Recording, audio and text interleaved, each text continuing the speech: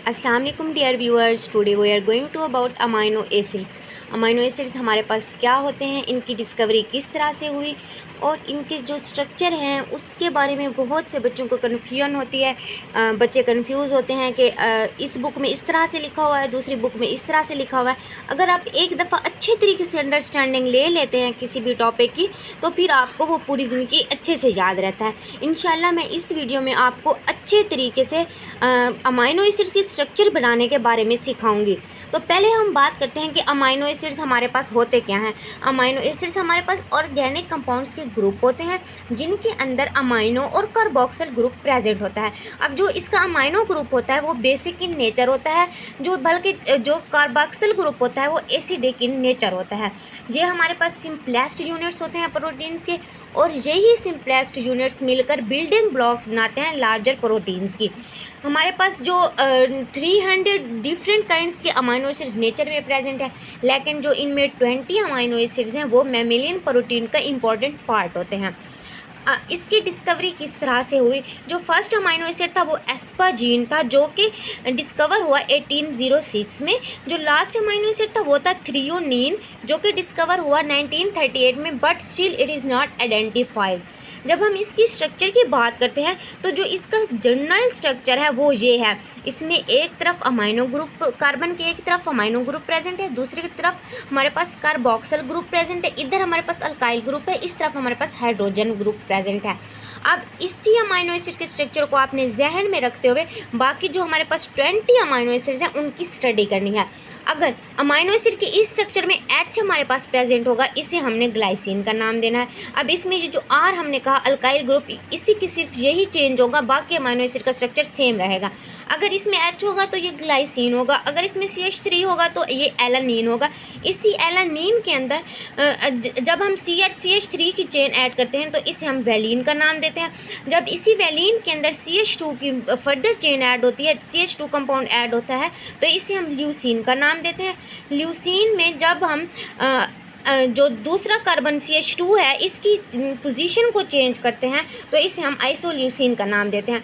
जो ल्यूसीन में CH2 है वो थर्ड पोजीशन पे प्रेजेंट है, जबकि आइसोल्यूसिन में हमारे पास CH2 जो है वो सेकंड पोजीशन पे प्रेजेंट है। अब अगर इसी अमाइनो एसिड के स्ट्रक्चर के अंदर हमारे पास HS प्रेजेंट हो तो इसे हम सिस्टीन का नाम देते हैं। अगर इस अमाइनो एसिड के स्ट्रक्चर के अंदर CH3 SH2 प्रेजेंट होगा तो इसे हम मैथ्योनीन का नाम देते हैं। अमाइनो एसिड के स्ट्रक्चर, इसी अमाइनो एसिड के स्ट्रक्चर के अंदर अगर हमारे पास O double bond CNH2 present हो तो इसे हम एस्परजीन का नाम देते हैं। अगर एस्परजीन के स्ट्रक्चर के अंदर एक CH2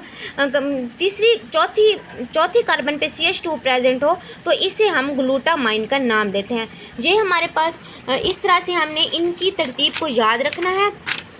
फिर हमारे पास आता है ट्रिप्टोफेन। ट्रिप्टोफेन में ये होता है एक बेंजीन है, इसके साथ हमारे पास 5 कार्बन कंपाउंड प्रेजेंट है, जिसमें जो C डबल बॉन्ड CH एक साइड में प्रेजेंट है और दूसरी साइड में NH प्रेजेंट है, लेकिन जो उसके बाकी स्ट्रक्चर है वो सारा अमाइनो एसिड का स्ट्रक्चर है। अब हिस्टिडीन की जब हम बात करते हैं, ये सेम पहले अमाइनो एसिड का स्ट्रक्चर, इसके साथ हमारे पास 6 कार्बन कंपाउंड ऐड होगा, इस तरह से कार्बन कंपाउंड होगा, इसे हम हिस्टिडीन का नाम देते हैं। जब इस प्रोलीन के स्ट्रक्चर की हम बात करते हैं तो इसमें जस्ट ये फ़र्क होता है, इन दोनों में ये फ़र्क होता है कि हिस्टिडीन में हमारे पास अमाइनो एसिड का स्ट्रक्चर ऐड होता है, जबकि प्रोलीन में हमारे पास अमाइनो एसिड का स्ट्रक्चर नहीं होता, बल्कि ये जस्ट सिंपल हमारे पास इस तरह से स्ट्रक्चर होता है। जब हम सीरीन की बात करते हैं तो जो अमाइनो एसिड का स्ट्रक्चर था उसके साथ अगर CH2OH ऐड हो तो इसे हम सीरीन का नाम देते हैं। अगर हमारे पास इसी अमाइनो एसिड के स्ट्रक्चर के अंदर CH3CHOH पर प्रेजेंट हो तो इसे हम थ्रियोनीन का नाम देते हैं। एस्पर्टिक एसिड तब बनेगा जब हमारे पास COOH और CH2 के साथ अमाइनो ग्रुप का स्ट्रक्चर ऐड होगा। ग्लूटामिक एसिड में जब हम इसी एस्पर्टिक एसिड के अंदर CH2 ऐड करते हैं तो इसे हम ग्लूटामिक एसिड का नाम देते हैं। लाइसिन का स्ट्रक्चर क्या होगा? 1 2 3 4। जब हमने 4 कार्बन कंपाउंड के साथ H2N ऐड करना है तो ये लाइसिन बनेगा। आर्जिनिन तब बनेगा जब हमारे पास सेम स्ट्रक्चर यही होगा, लेकिन सेकंड कार्बन पे NH के साथ डबल बॉन्ड प्रेजेंट होगा तो ये हमारे पास आर्जिनिन होगा।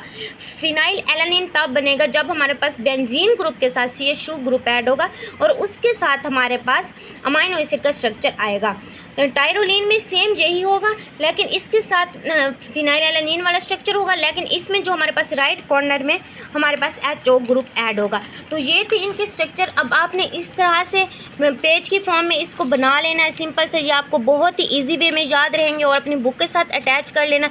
अगर आपने इनको ईजी वे में याद रखना है तो ये मैं आपको इनके स्ट्रक्चर बता रही हूँ, ये तरतीब से जैसे मैंने इधर नोट्स पे बनाया हुआ है। तो आपने पहले 5 अमाइनो एसिड को इस तरह से गवाली के नाम से याद रखना है, जो नेक्स्ट 5 हैं उनको सीमैक्ट, और जो नेक्स्ट है हेपेस्टा, और जो लास्ट 5 है इनको ग्लेप्ट के नाम से याद रखना है। ये कोई मैंने इधर स्पेसिफिक इंग्लिश टर्म्स यूज़ नहीं की, बल्कि जो जिस तरतीब से मैंने अमाइनो एसिड्स के स्ट्रक्चर आपको ड्रा करके दिखाए, आपको समझाए, उसी तरतीब से मैंने इनको याद करने के लिए आपको एक ईजी वे में समझाया है। आई होप सो कि आपको लेक्चर समझ आ गया होगा। तब तक